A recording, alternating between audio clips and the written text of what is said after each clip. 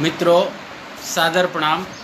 आप लोगों से एक छोटा सा विषय शेयर करना चाहता हूँ। बहुत ज़्यादा नहीं, केवल 5 से 7 मिनट आपके बीच लाइव रहूँगा और एक निवेदन के साथ कि जिसको भी मेरी बात अच्छी लगे वो इस वीडियो को शेयर करता चला जाए। एक बहुत महत्वपूर्ण विषय आजकल छिड़ा हुआ है। कोरोना महामारी के अंतर्गत सभी लोग तरह तरह की बातों की चर्चा सब लोगों के बीच आ रही है। कोई फेसबुक पर पता नहीं कैसी कैसी पोस्ट डाल रहा है। अभी परसों रामदेव जी ने कोरोना के लिए एक कोरोनिल नामक दवाई बनाई। इसको लेकर बहुत बड़ा विवाद हमारे देश में छिड़ा हुआ है और बड़े बड़े बुद्धिजीवी जैसे कि राजनीतिक विश्लेषक बहुत सारे पहले से ही हमारे देश में जो बुद्धिजीवी पहले से ही अपने राजनीतिक विचारों को या सामाजिक विचारों को प्रकट करते चले आए हैं, वो अब भी कर रहे हैं। मैं उन लोगों से एक बात पूछना चाहता हूँ जो स्वामी रामदेव को निरंतर कोई ढोंगी बाबा, कोई पाखंडी, कोई माने बिजनेसमैन, कोई ठग, पता नहीं लोग क्या क्या कहते हैं स्वामी रामदेव के बारे में। मैं रामदेव का अनुयायी नहीं हूँ, ना भारत स्वाभिमान से जुड़ा हूँ, ना पतंजलि योग पीठ से जुड़ा हूँ। शुरू में बजरंग दल का कार्यकर्ता रहा, राष्ट्रीय स्वयंसेवक संघ का स्वयंसेवक रहा और आज भी एक भारतीय जनता पार्टी का छोटा सा कार्यकर्ता हूँ। लेकिन एक सच्चाई के रूप में एक बात आप लोगों से पूछना चाहता हूँ, कुछ बात आप लोगों से शेयर करना चाहता हूँ।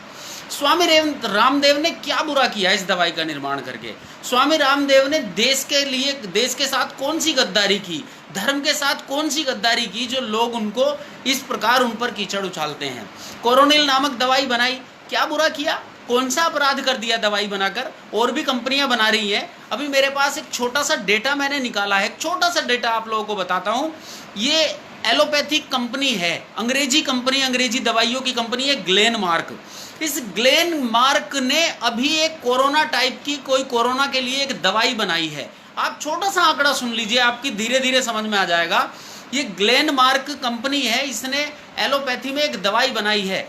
वो दवाई कुल मिलाकर वो दवाई का 34 गोलियों का पत्ता है, 34 गोलियों का, लगभग 1800 रुपए का, 3500 रुपए का 34 गोलियों का पत्ता है। ध्यान दीजिएगा, 34 टैबलेट उस पत्ते में है और 3500 रुपए का वो पत्ता है। और कितना वो खाना है 14 दिन के अंदर, ये एक बार सुन लीजिएगा। आपको आनंद आएगा सुनने में भी और इनकी लूट का पता चलेगा और रामदेव की सच्चाई का पता चलेगा। तो 34 गोलियों का पत्ता कितने में? 3500 रुपए में। और वो खानी कितनी है दवाई, ये सुन लीजिएगा। पहले दिन वो दवाई खानी है, ये मैंने सारा आंकड़ा निकाला है। पहले दिन 9 गोली खानी है और एक गोली कितने की है? एक टैबलेट 103 रुपए की है। 103 रुपीज वन टैबलेट 103 रुपए की। तो 103 की टैबलेट हमें खानी कितनी है? पहले दिन हमें कितनी खानी है? 9 टैबलेट खानी है। 9 टैबलेट हमें पहले दिन खानी है। उसके बाद 4 टैबलेट प्रतिदिन 14 दिन तक खानी है। टोटल मिलाकर पहले दिन की खुराक हुई 103 गुना 9 बराबर 927 रुपए। पहले दिन की खुराक 927 रुपए, एक दिन की खुराक 9 टैबलेट एक दिन में खानी है। अगले 14 दिन तक प्रतिदिन 4 गोली खानी है। कितनी? प्रतिदिन 4 गोली। 103 गुना 4, 412 रुपए एक दिन की खुराक। टोटल मिलाकर 412 गुना 14, 5768 रुपए, 5768 रुपीज 14 डेज। टोटल मिलाकर 927 और 5768 रुपए टोटल मिलाकर होते हैं 6695 रुपए, 6695 रुपीज। 14 दिन का ये एक टैबलेट का खर्चा है कोरोना की दवाई से लड़ने के लिए। और गारंटी तो उसकी भी कुछ नहीं, कोई लिख के तो वे दे ही नहीं रहे कि कोरोना का बीमार इससे 100% जी ही जाएगा। तो इन बेवकूफों से कोई ये पूछे स्वामी रामदेव ने दवाई बनाई, अब जरा उसका कैलकुलेशन कर लेते हैं। 550 रुपए में 3 सीसी हैं, 550 रुपए में स्वसारी वटी, कोरोनिल वटी और एक अणु तेल, ये टोटल मिलाकर एक किट बनाई है कोरोनिल नाम से, जो कुल 550 रुपए में उपलब्ध है। और वो यहां तक भी कह रहे हैं कि मैं इस दवाई को फ्री भी बांटूंगा, गरीबों में फ्री भी दूंगा। 550 रुपए की दवाई आपको अखर गई क्योंकि वो आयुर्वेद के द्वारा बनी है, क्योंकि वो एक भारत के सन्यासी ने बनाई है, क्योंकि वो एक भारत में सेवा करने वाले एक योग गुरु ने बनाई है। वो आपको 550 रुपए की दवाई अखर गई, क्योंकि विदेश में जितनी भी मल्टीनेशनल कंपनियां हैं या एलोपैथ की जितनी भी अंग्रेजी दवाइयां, वो चाहती ही नहीं है कि आयुर्वेद ऊपर बढ़े, भारत की संस्कृति का नाम हो। उनका केवल और केवल उद्देश्य है, बाबा रामदेव से उनका विरोध नहीं है, बाबा रामदेव ने उनका कुछ नहीं बिगाड़ा, उनका विरोध आयुर्वेद से है, उनका विरोध भारतीय संस्कृति से है। वो लोग चाहते हैं कि आयुर्वेद ना पनपे, वो क्यों बर्दाश्त करेंगे कि आयुर्वेद पैथी इतनी ऊपर जाए। और एक चीज मुझे बताइए, आयुष मंत्रालय की बात आती है, मुझे नहीं पता, मैं सरकार पर कटाक्ष नहीं कर सकता, क्योंकि एकदम से सरकार की मंशा पर आरोप लगाना भी गलत होता है। लेकिन ये बात बताई गई कि आयुष मंत्रालय ने जारी नहीं किया कि काढ़ा पीना चाहिए, लौंग का, काली मिर्च का, शहद का, सौंठ का, ये सब मिलाकर तुलसा, ये काढ़ा, ये चीज क्यों भाई, सबसे ज्यादा कारगर तो यही चीज है। बार बार क्वारंटीन में भी यदि होती है तो हमारी सरकार काढ़ा बनाना और काढ़ा पिलाने के लिए भी बार बार इस पर जोर दे रही है। तो रामदेव जी की दवाई जो उन्होंने पूरे रिसर्च के साथ उन्होंने बताया कि राजस्थान में भी हमने, और मैं मेरठ की क्रांति धरा, 1857 की क्रांति धरा मेरठ से हूं, और मेरे मेरठ में भी मेडिकल में भी बालकृष्ण आचार्य के द्वारा 7 मरीजों पर इसका एक्सपेरिमेंट हुआ। उन मरीजों ने खुद लिख कर दिया कि हाँ, हम आयुर्वेद की पैथी से इलाज करने में हमें कोई आपत्ति नहीं है। उनका 7 के 7 मरीजों का लगभग 12-13 दिन तक इलाज हुआ, और वो इसी आयुर्वेद के फार्मूले से जो स्वामी रामदेव ने जारी किया है, इसी आयुर्वेद के फार्मूले से जीवित बचे, स्वस्थ बचे। और उन्होंने कहा भी, वो पूरी प्रमाणिकता के साथ कह रहे हैं कि मेरी दवाई से 3 दिन में 69% क्योर, और 7 दिन में 100% क्योर। आज आयुर्वेद पे से हमारा विश्वास उठ गया, आज अंग्रेजी दवाइयों पे हमारा इतना विश्वास बन गया है। आप लोगों को बता दूं, इम्यूनिटी पावर सबसे ज्यादा भारत में इसलिए ही है क्योंकि हमारी रसोई में आयुर्वेद है, हमारी रसोई जड़ी बूटियों से भरी पड़ी है, हमारी रसोई तुलसा, लौंग, इलायची, काली मिर्च से भरी पड़ी है। लोग रामदेव का विरोध कर रहे हैं, क्या ले लिया देश का? आप लोगों को पता नहीं, अंधे हैं क्या? कान आपके फूट गए क्या? या बिल्कुल बुद्धि आपका भेजा खाली हो गया? 25 करोड़ रुपए नगद दिए हैं बाबा रामदेव ने अभी पीएम केयर फंड में, जो गरीब लोगों के लिए, जो गरीब लोग मरना चाहें, गरीब लोगों की सहायता के लिए काम आए। 25 करोड़ रुपए नगद। और दूसरी बात, उन्होंने इतना बड़ा जो एम्पायर खड़ा किया है ना, वो बहुत सारे गरीबों को नौकरियां दी हैं, बहुत सारे गरीब आज उनके यहाँ बेरोजगारों को नौकरी दी है, कई हजार लोग उनके यहाँ काम करते हैं। उन कई हजार लोगों का एक दिन का वेतन जो 1,26,00,000 रुपए वो भी है। 25 करोड़ रुपए नगद और 1,26,00,000 रुपए जो उन्होंने दिया है, लगभग 26.5 करोड़ रुपए तो उन्होंने नगद दिया है। 5,000 बेड आइसोलेशन के लिए सरकार को दिए हैं। और कितना लोग है भाई, गुरुकुल का निर्माण वो कर रहे हैं, उनकी औषधि का जो भी दाम हो, सबसे सस्ती औषधि वो देते हैं, डॉक्टर उनके फ्री में ओपीडी चलाकर आप लोगों को देखते हैं। और क्या बिल्कुल हराम का माल आप लोगों को खाने को चाहिए? इतना सब कुछ वो देश के लिए कर रहे हैं। देश की कोई भी आपत्ति, कांग्रेस जैसी भ्रष्टाचारी पार्टी से लड़ने का काम यदि किसी ने किया तो वास्तव में स्वामी रामदेव ने किया है। तो मैं कैसे स्वामी रामदेव को बुरा मान लूं? स्वामी रामदेव किसी भी देश की आपत्ति में कहीं भी किसी भी प्रकार माना योग हमारे जीवन का हिस्सा है। लेकिन इस बात को भी सच्चाई जान लीजिए, महर्षि वाल्मीकि ने रामायण लिखी थी, लेकिन गोस्वामी तुलसीदास के कारण राम घर घर तक पहुंचे थे। गोस्वामी तुलसीदास यदि रामचरितमानस का निर्माण ना करते तो शायद राम इतने घर घर तक ना पहुंच पाते।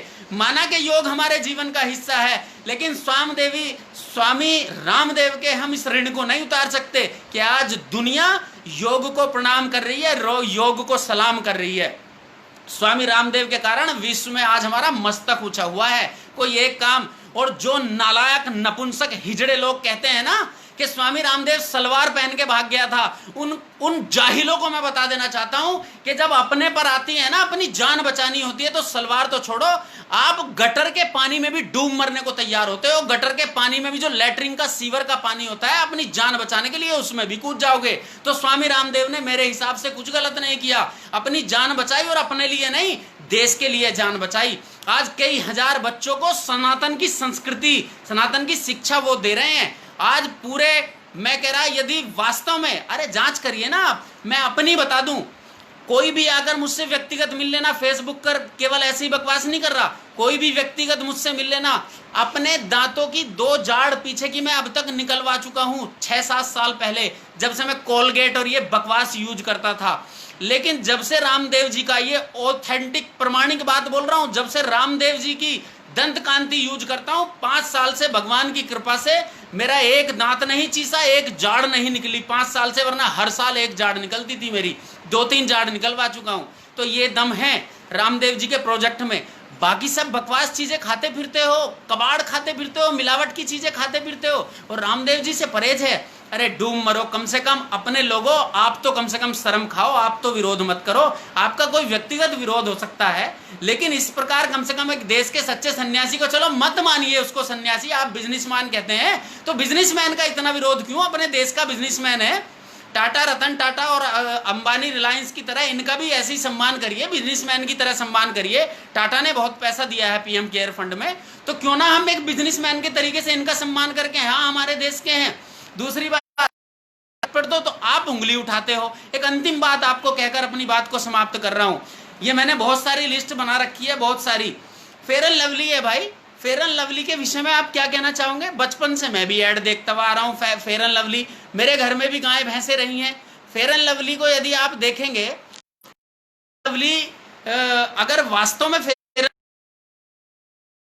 को इतना ही गोरा करती कि गोरे हो जाते हैं, ग्लो आता है, अजीब पता नहीं कैसा कैसा ग्लो, जरा किसी भैंस को लगा कर दे। आज तक मुझे तो कोई काला आदमी गोरा होता नहीं देखा फेयर एंड लवली से। डव से मलाई जैसे गाल हो जाते हैं, आज तक तो मैंने किसी के मलाई जैसे गाल होते नहीं देखे। मेरे करवा दो भैया, मेरे थोड़े खुरदरे हैं, मैं गारंटी से चलो डव यूज करूंगा, मेरे मलाई जैसे गाल करवा दो। कोलगेट से आज तक तो किसी का भला हुआ नहीं। कितनी चीजें बताऊं, रूह अफ़ज़ा पीने से देश को ठंडक, आदमी को ठंडक मिल जाती है। चलिए कोई बात नहीं, रूह अफ़ज़ा अपने देश की, लेकिन इतनी वाहियात चीजों की बात है, कम से कम अपनी चीज पर गर्व करना सीखिए।